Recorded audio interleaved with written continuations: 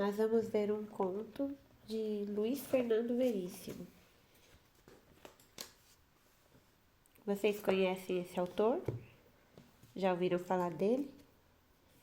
Olha lá, ele nasceu em Porto Alegre em 26 de setembro de 1936. É escritor, humorista, cartunista, tradutor, roteirista de televisão e autor de teatro. Escreve para o jornal Zero Hora e para o Jornal do Brasil. Sua obra é internacionalmente reconhecida. O conto que vocês vão ver hoje foi retirado do livro O Santinho, que é um livro do Luiz Fernando Veríssimo. Vocês encontram aí nas livrarias. E nesse livro ele fala um pouco sobre a infância e do ambiente escolar. Então hoje vocês vão fazer as lições referente a esse conto, Minhas Férias. Acredito que vocês vão gostar. Após ler o conto, vocês vão fazer comparar as semelhanças e diferenças entre os textos Calvin e Haroldo, que vocês já fizeram atividade sobre ele antes das férias, aqui na página 72 do livro. Vocês vão fazer a comparação de como é o conto do Veríssimo com a história em quadrinho do Calvin e Haroldo. E vão anotando aqui as semelhanças e diferenças. Vão ver, o narrador é aquele que conta a história. No conto Minhas Férias, quem é o narrador? Quem que está contando para vocês? É uma criança? É o próprio Luiz Fernando? Ou é um adulto? O narrador pode ou não participar da história como personagem. O narrador do conto Minhas Férias ele é um narrador personagem? Ou ele só está observando, ele não participa da história? Então, vocês vão responder aqui o que vocês acham depois de fazer a leitura do conto. Agora, aqui na segunda parte, nós vamos reler um trecho do conto que vocês já leram do Luiz Fernando Veríssimo. Mas eu e o meu cachorro Dogma gostamos, porque o meu pai disse que nós íamos pescar e cozinhar nós mesmos o peixe pescado no fogo e comer o peixe com as mãos. E se há uma coisa que eu gosto, é confusão. Aí nessa parte, por que vocês acham que o efeito da linguagem infantil dá no texto? Qual o efeito que essa linguagem infantil dá nesse texto? O que vocês acham? Ela é feita para agradar quem? A criança que vai ler, o adulto? Por que vocês acham que eles usam essa linguagem infantil? Vocês vão escrever aqui com as palavras de vocês. Tá? Por que vocês acham que o autor usa essa linguagem infantil? E logo aqui mais abaixo tem outro trecho da história. O rio tinha um cheiro ruim e o primeiro peixe que nós pescamos já saiu da água cozinhado, mas não deu para comer. E o melhor de tudo é que choveu muito e a água do rio subiu e nós voltamos para casa flutuando. O que foi muito melhor que voltar pela estrada esburacada. Quer dizer que, no fim, tudo deu certo. Aí vocês vão responder mais essas duas questões. Qual a palavra usada de propósito para dar a esse trecho um ar de linguagem infantil? Então, tem uma palavrinha aqui que ele utilizou que ela não está correta. Então, como que essa palavra deveria ser escrita em linguagem formal? Procurem essa palavrinha. Circulem ela aí, coloca aqui e coloca como que ela deveria ser escrita. E o que o narrador quis dizer com o trecho em destaque, aqui no finalzinho? No fim, tudo deu certo. O que será que ele quis dizer que no fim tudo deu certo? Agora vamos dar continuidade com um poema de Neuza Sorrente, para eu ler com vocês. Pedacinho do jornal. Troco um muro amarelo, quase coberto de era, por um pezinho de rosa em tempo de primavera. A partir desse poema, vocês vão responder algumas questões. Procure no dicionário o significado da palavra que você sublinhou, depois registre, que é era, né? Aí a Pro trouxe aqui para vocês o significado da palavra era. Com H, era escrita com H, é a designação de várias plantas trepadoras. Ou seja, você deve ter alguma delas aí no quintal da sua casa, ou algum vizinho próximo de você tem aquelas plantas, né, que a gente olha no muro, ela vai se trepando para sobreviver aí. Aí tem um exemplo. A era pode tornar-se invasiva, por isso deve ser podada com regularidade. Ela foi usada com H, porque se refere a esse tipo de planta.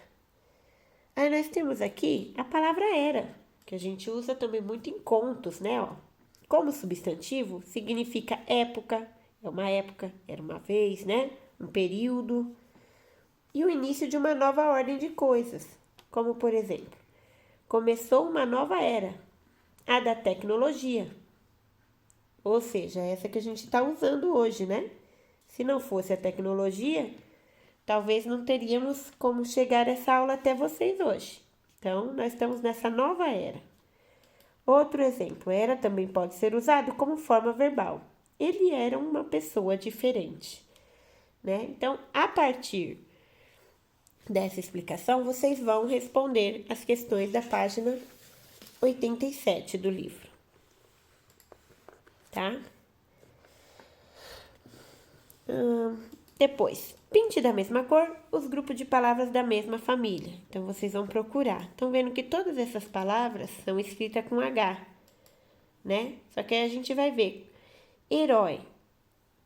Com quem que combina?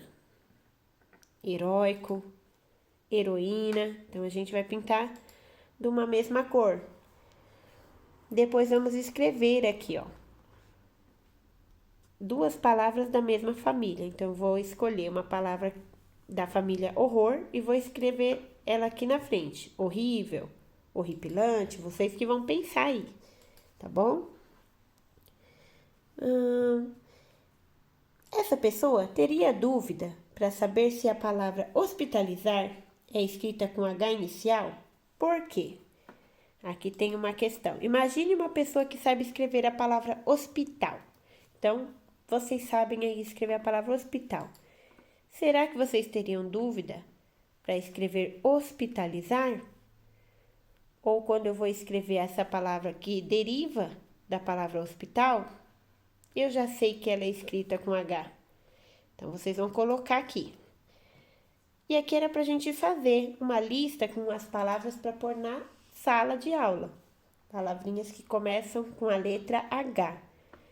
Vocês vão aí escolher umas 6 palavrinhas e vão escrever, fazer uma listinha no caderno de vocês. Depois vocês mostram para a Pro. Dando continuidade, nós vamos ver um pouquinho sobre pronomes pessoais. Vocês já ouviram falar, a Pro vai retomar um pouquinho com vocês. Aqui.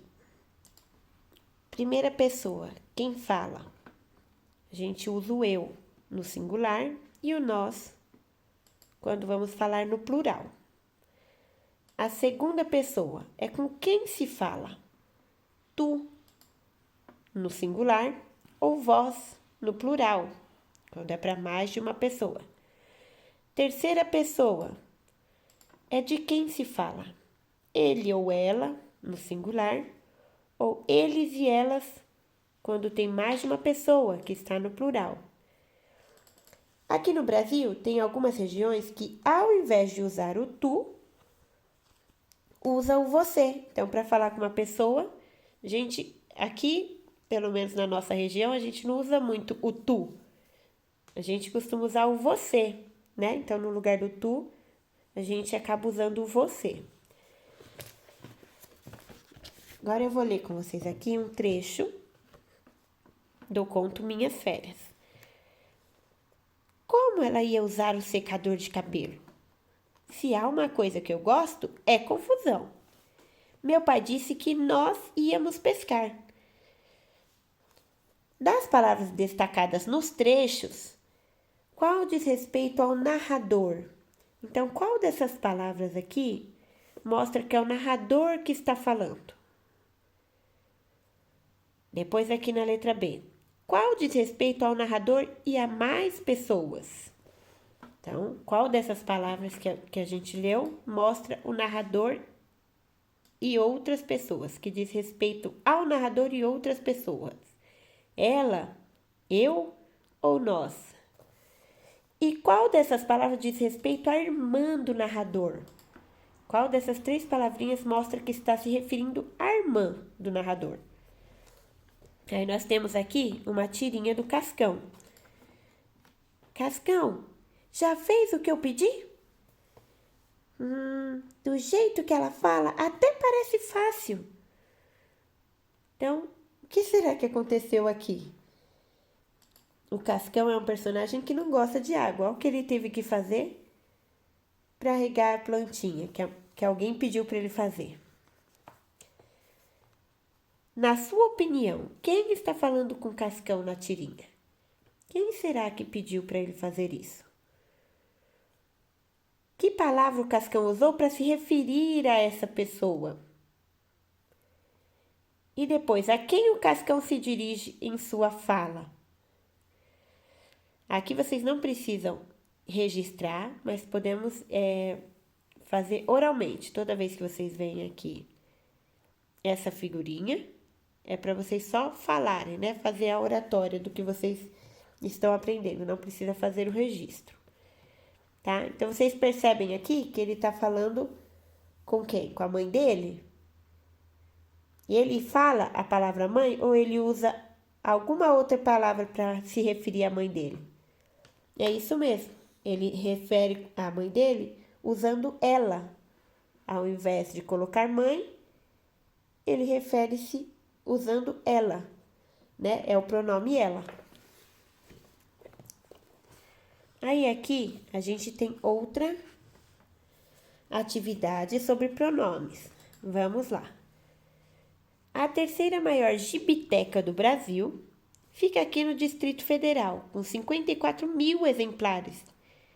Ela só perde para Belo Horizonte e Cuiabá. Já pensou vocês lá numa gibiteca? O que será que é uma gibiteca? Biblioteca é onde a gente tem os livros. E uma gibiteca? É onde a gente tem gibis, né? Então, já pensou vocês visitando uma gibiteca? Que bacana que seria! Um boneco do Homem-Aranha fica suspenso no canto da sala de leitura. Ele é gigante e dá um toque especial à decoração do local. Então, além de você estar ali naquele lugar bacana, você tem ainda esse Homem-Aranha para estar melhorando ainda na hora da leitura, né? Para estar melhorando esse ambiente. Que palavras os pronomes em destaque substituem? Então, aqui o pronome ela está se referindo a quem? E aqui, nessa parte, o pronome ele, a quem ele está se referindo? Então, vocês vão me falar registrando aqui nessas linhas. Para finalizar a aula, eu vou ler um relato de um trecho do livro da Ana Suzuki. Moro do lado de fora de um prédio de apartamentos que se chama Jatobá. Não na rua, como mendigo, mas também não dentro, como verdadeiro morador.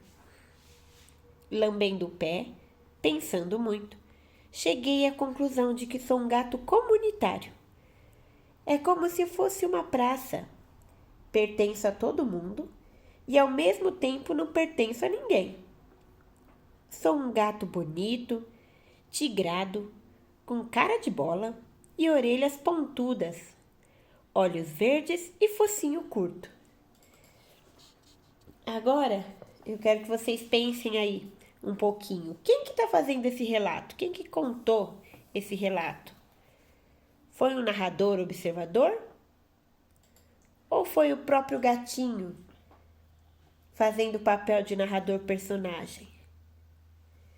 Como que a gente consegue identificar quem é o narrador? Vocês vão voltar lá no trecho e vão circular para Pro os verbos que mostram onde é o gatinho que está narrando. Então, vocês vão lá no trecho e circular onde que está falando, mostrando para nós que é o gatinho que está fazendo essa fala. Circulem. Depois que achou as palavrinhas, vocês vão reescrever esse trecho, vão reescrevê-lo, fazendo com que ele fosse 2 gatinhos falando. Então, ao invés de ser um, seriam 2 pessoas que fazem parte desse trecho. Então, ao invés da gente colocar moro do lado de fora de um prédio, se não é mais um gatinho só, a gente vai usar o moramos, né? Moramos do lado de fora de um prédio de apartamentos. Então, vocês vão fazer o registro, substituindo as palavrinhas que forem necessárias, tá? Até a próxima aula.